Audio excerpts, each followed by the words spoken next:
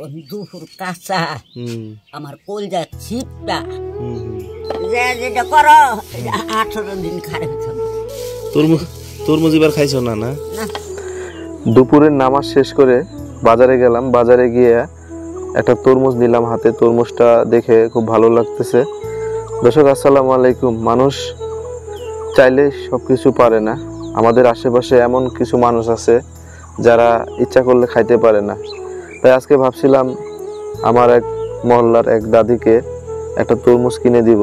সে চিন্তা নিয়ে বাজারে গেলাম। বাজারে গিয়ে তরমুজটা নিলাম, কারণ তরমুজের দাম বর্তমানে এত বেশি যেটা সাধারণ মানুষের জন্য কিনে খাওয়া একদম সাধ্যের বাইরে। যে কথা সে কাজ। চলে গেলাম ওই বৃদ্ধ মহিলার বাসায়। সম্পর্কের দাদি হয়, পাশেই যেহেতু বাসা। যেতেই তার বাসাতে ঢুকতে দেখতে পাচ্ছেন আপনারা তার মানুষ কতটা কষ্টে থাকে। এই ভিডিওটা না দেখলে বুঝবেন না। বৃদ্ধ মহিলা, তার বয়স অনেক বেশি। এই বয়সে যে সে রোজা থাকতে পারতেছে, এটাই আল্লাহর কাছে শুকরিয়া।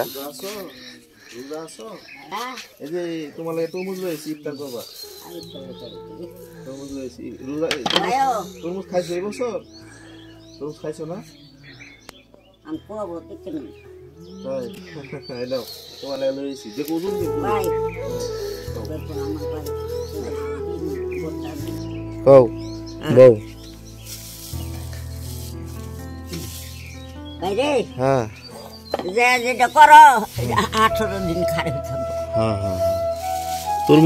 তরমুজ এবার খাইছো না? না, যে দাম না। দুপুর কাঁচা আমার কলজা ছিপটা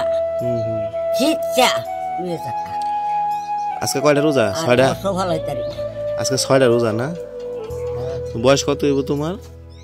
বয়স আমার বেশি পাকিস্তান আমলে হয়েছি, আর ওখানে খাইতেছি। তোমার মায় আমার ইফতার কি করছো আজকে? ইফতার কি বানাইছো? হ্যাঁ, ইফতার কি বানাইছো? ইস্তারি চানাচুর আছে, এটা খাই না।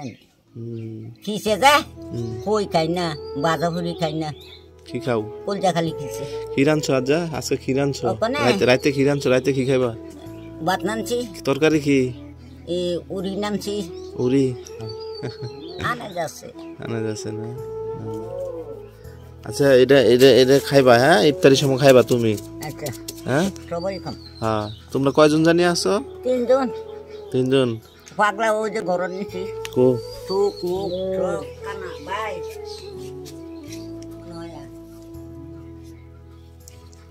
এই 3 গুলান গেছে ভাই। ওই কি করতে চাহি এই গোটা চাহি 3.5 আগা মাথা নাই, জোড়া হয়ে গেছে।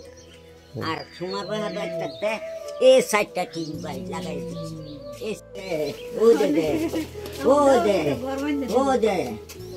ও দে এন্দা ও যে সারে কসুল আধা কালা বলতো চেনি সবাই তো দিব দে।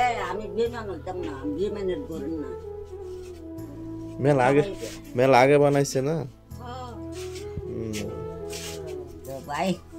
আচ্ছা, দেও না এটা দাদা ভাই, তোমার মেলা ওজন লই তার বানি তুমি দেখো।